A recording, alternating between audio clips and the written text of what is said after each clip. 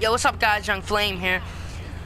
Today, what I want to be talking about is something that's been pissing me off lately.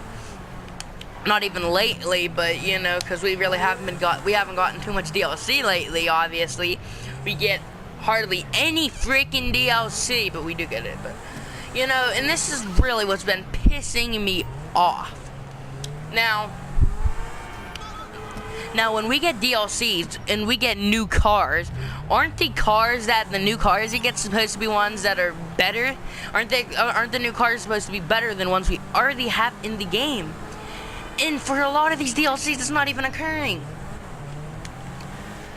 Like, for one, the Osiris. Okay, the Osiris isn't one of those cases. It is better than the Zentorno, but it's 1.9 million. And you know, it's $1.9 million, and you know, so and it's not like it's that much of a difference from the Zentorno. Like, it's such a big difference that if you got someone who's just better at cornering and stuff and they were driving the Zentorno, and someone who is decent at racing, not crashing but still not cornering as good, then so the Zentorno would win. And so overall, if you want to really get into it, the Osiris is better than the Zentorno, but it's so much more money. So that's what's kind of pissed me off on that one. But the Osiris is better, but it's just so much more money, and that's the thing. So yes, that's not really one of the cases as much. It's still kind of stupid, but it's not really as much as a problem as like the other cars we're getting. I mean, the other stuff. But like in the last Team Standing DLC, we got a car called the 40 GT. Now the 40 GT sucked. I mean, sucked. It's expensive as hell. I could see if they made it a cheap car. You're paying $400,000 for something that a $200,000 compete. You could buy a car for half price that will smoke it. I mean, and I don't even know all the cars that can smoke it. That's what I'm saying. Like, I don't know what all smokes it. So, but that's just my rough opinion. I mean, the 40 GT, like, anything would smoke that thing. But out of anything, I'm not really sure what would smoke it. I know a lot of stuff would beat it though. And that's one of the cases I'm talking about. You're paying $400,000 for that 40 GT, and it's not even that, the cars that aren't even expensive as that. Like, you could buy a race car Massacro for cheaper than the 40 GT and demolish the 40 GT like it's a Phoenix or something. Like, come on. Another case, the Sterling GT. I think it's more money than the it's the most expensive and online it's the most expensive sports classic, because the Z-Type is only in online it's 950K, but in story mode it's 10 mil. But we're going by online stats here. So online it's 950K for the Z-Type, and it is for the Sterling GT it is only, I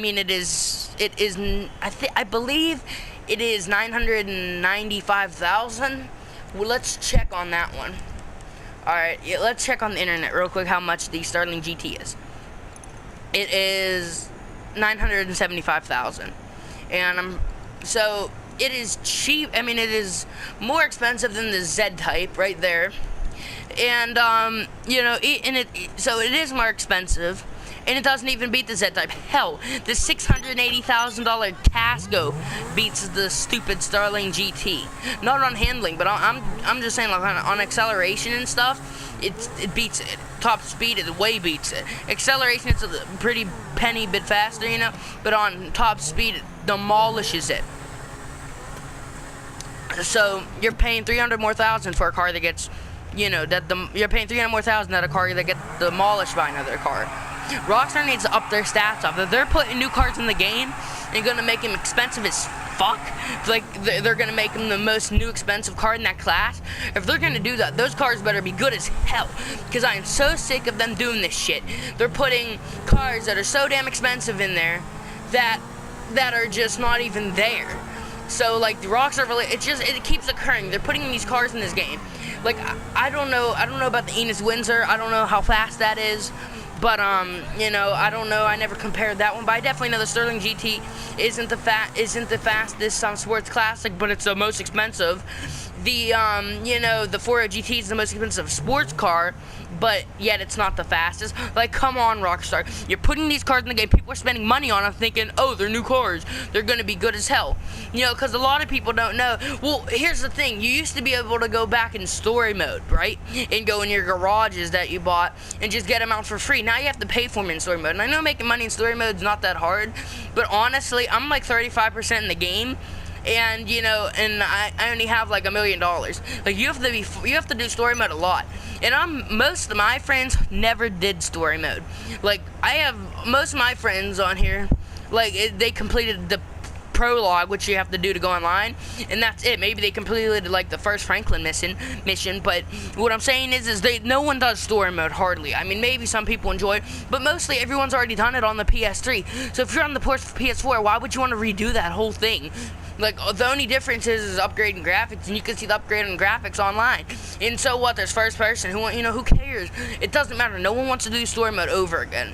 You know, the only reason I have 30% done, I would only have the prologue and stuff done, but when Lizard Squad knocked the servers down in Christmas, because I bought my PS4 like 18th of December or whatever, so I had some online done, but on the PS4. But anyways, what I'm saying is, when they knocked the servers off and kicked me offline, what I did is I freaking went and played story mode.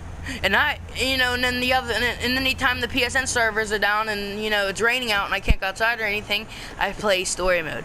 Anyways, guys, that's all I wanted to go through. I just want Rockstar to know you guys need to put more stats into your car. Like, before implementing them in the game, make sure they sound great and they perform great. Now, you guys do make sure they look great, but you guys also do lack on customization. I mean, you guys lack. I mean, you got the Turismo. The only thing that Turismo has is 2 spoiler options. You got the, 4.0 GT, it has nothing. Hakuju, nothing. Nothing from the LTS update has options to customize. Then you got these new cars. You got the Sterling GT. I don't know what all it has. I think it has a couple front bumpers. And for the spoiler option, you guys make it so you could put a tire on the rear car to get extra stability around bends. A big fat tire? Are you serious? I mean, who wants that? I'd rather my car handle worse than have that big ass tire on the back. So yeah, guys, I just really wanted to bring this up because it's something that needs brought up, and I need Rockstar to acknowledge this. They need to put more customization options into their car. They need to make the stats better and stuff like that, so it can beat other cars pretty good.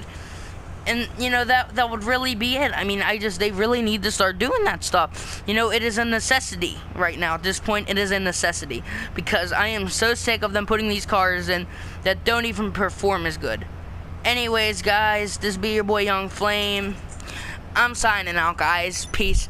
I really hope this gets fixed. I really hope they step the game up and hook these cars up from now on when a new DLC hits. That way, no one's wasting their money, guys. Peace.